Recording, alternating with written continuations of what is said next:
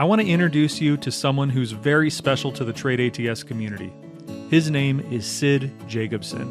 Sid is our resident emotional intelligence coach for the ATS community. He's been an NLP practitioner and mindset coach for over 40 years and is an absolute master at helping traders and other types of professionals reach their full potential through mindset coaching. In addition, he holds a regular spot on Tony Robbins' Leadership Academy and regularly consults with Tony's staff and coaches to help them become better at serving others. Sid loves what we do at Trade ATS, and that's why he puts together a special presentation for our traders twice per month on our weekly live webinars. These presentations are normally reserved for our members. However, his last presentation was such a good one, I decided to share it with everyone here in our YouTube audience. If you struggle with your emotions in trading, you're going to want to pay close attention to this lesson. Sid will teach you a great way to increase your emotional performance the next time you get on the screen. I hope you enjoy it. Glad to be back with you today. We're continuing our discussion of emotional intelligence, cognitive biases, related issues. Remember, when we call some of these mechanisms biases, we should remember that they aren't always bad, even though the term makes them sound that way. They're just limitations that can get in our way and mess us up. It's understanding how our emotions affect our thinking, and especially our decision making, that's most important and relevant for us. And of course, what to do about it. So I want to spend the next few sessions with you explaining and exploring all of this a bit more specifically. I saw a great post the other day that said anxiety is literally just conspiracy theories about yourself. I love that, not just because it's funny, but because there's a basic truth contained in it. Anxiety is fear projected into the future. It's anticipatory, meaning we anticipate something is going to happen. And in the case of anxiety, something bad. The problem is that when we're in the state of anxiety, obviously we aren't at our best, and we're less likely to be very effective at managing what's going on now, here in the present, to prevent the bad thing from happening in the future. That's why so many philosophies, therapies, and self-help techniques are aimed at focusing on the present and letting the future, or for that matter the past, take care of themselves. But not thinking about the future at all isn't really the answer. We have to. It's built into us even if we try not to think about it. One idea I keep hearing in the self-help world is avoiding attachment to outcome. And what people actually mean by this is accepting, whatever the word acceptance actually means, not getting what we want. It's like goal setting without being attached to whether or not you actually get the goal. I'm sure there are contexts in which this is a useful way to think, but I can think of plenty of contexts in which it really isn't. I saw a video yesterday of someone jumping from a plane, and his parachute not only didn't open, it completely wrapped itself around him. Fortunately, he was able to cut himself loose and release his spare with only a second or two left. But even watching the video, I was pretty attached to the outcome.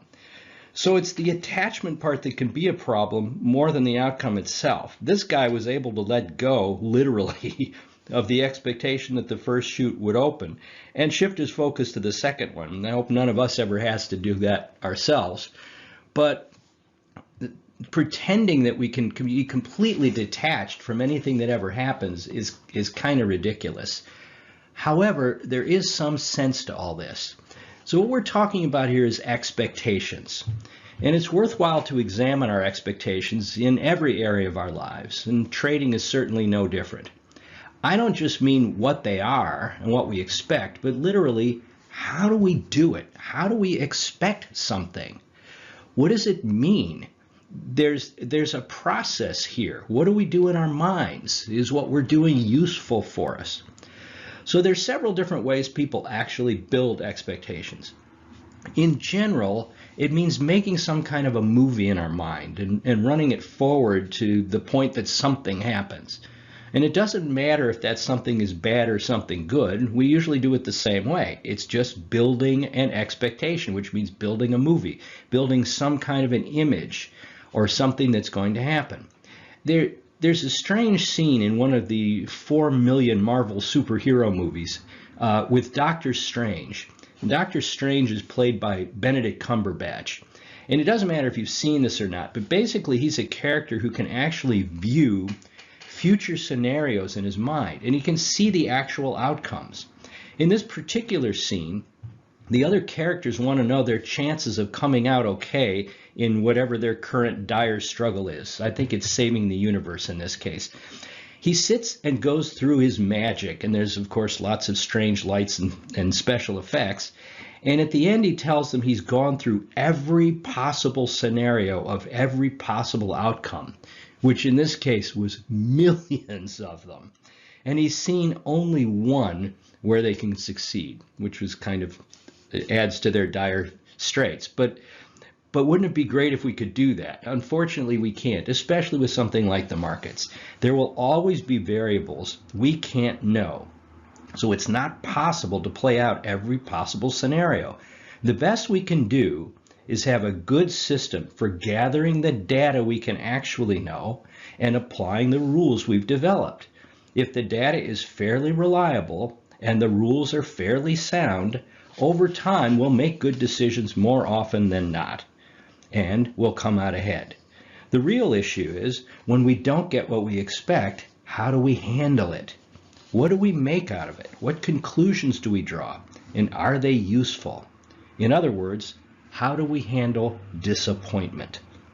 So years ago, my friend and teacher, Richard Bandler, who was one of the developers of NLP, drummed this thought into our heads.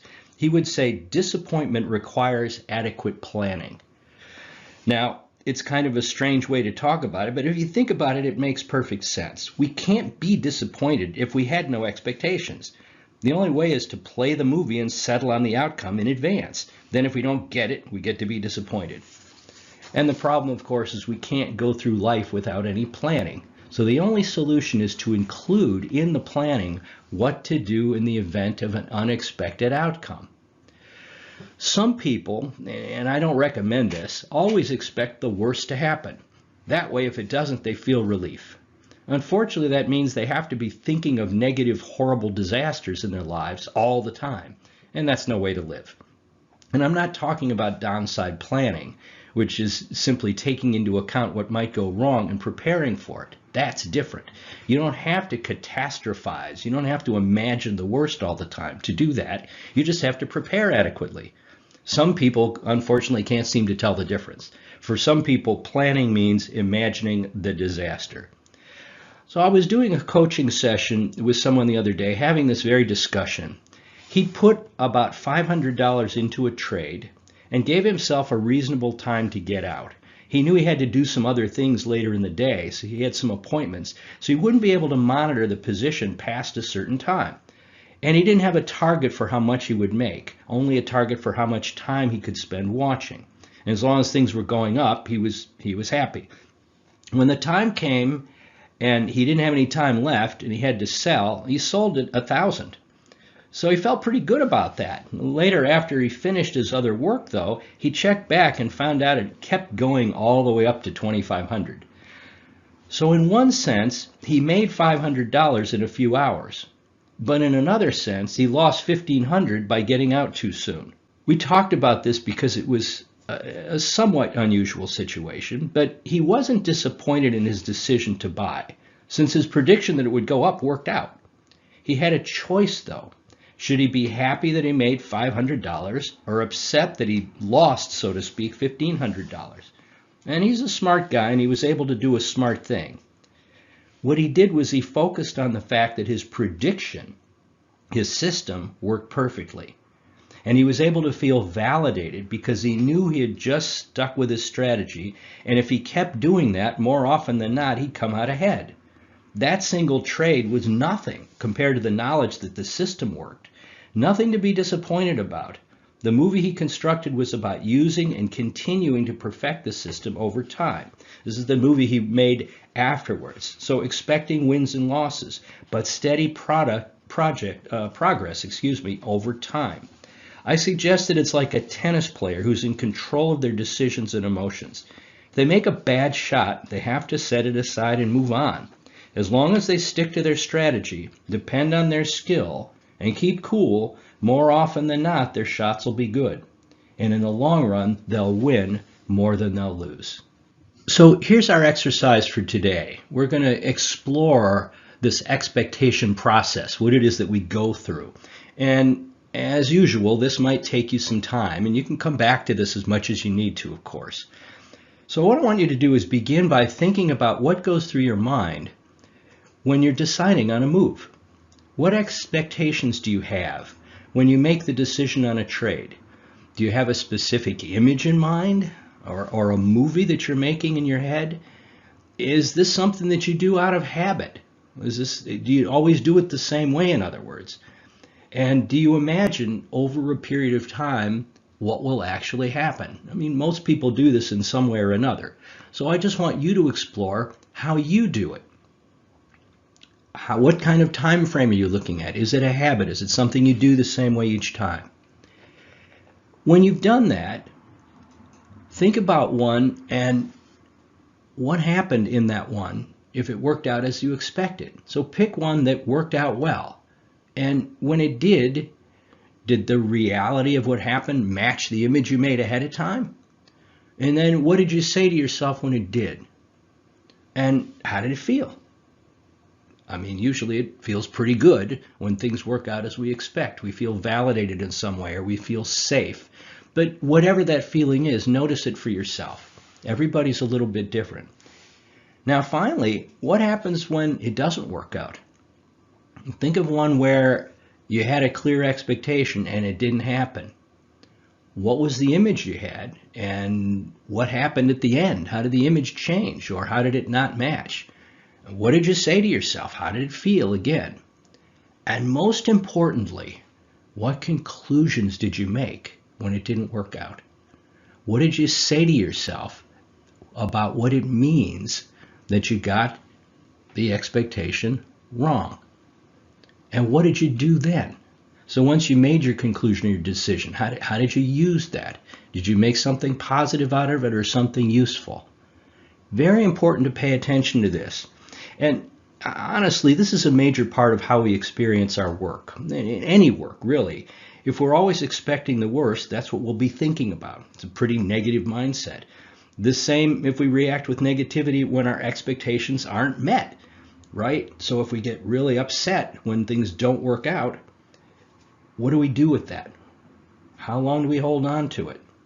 And as always, the only way we can really make a change and control the process is to know how it works in the first place. And that's what this is about. So next time, we're going to actually take this idea even further. But until then, thanks as always, and all the best. I hope you enjoyed that great presentation. If you want more awesome content like this, remember to like and subscribe to our channel. That way you get notified every time we put out something new. Until then, we'll see you on the next video.